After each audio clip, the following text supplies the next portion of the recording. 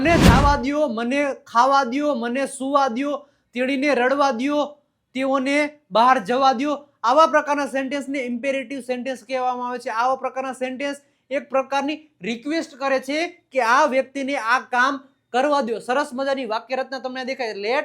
લેટની બાજુમાં ઓપી એટલે objective pronoun, V1 પછી ઓબ્જેક્ટ. આ સાઈડ તમને દેખાય છે એ બધા શું છે?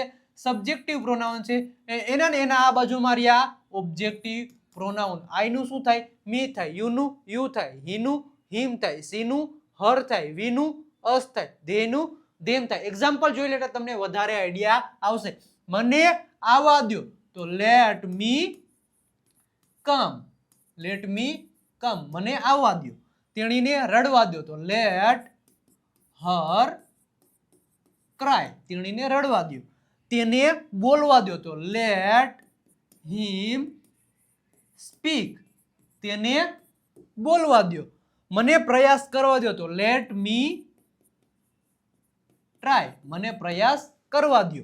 તેને હસવા દો તો લેટ હિમ લાફ. લેટ હિમ લાફ. તેને હસવા દો. આવી જ રીતના કમેન્ટ સેક્શનમાં કમેન્ટ કરજો 2-3 સેન્ટેન્સની કે તેણીને રડવા દો, મને ખાવા દો. આનું અંગ્રેજી શું થાય? કમેન્ટ સેક્શનમાં કમેન્ટ કરી આપજો.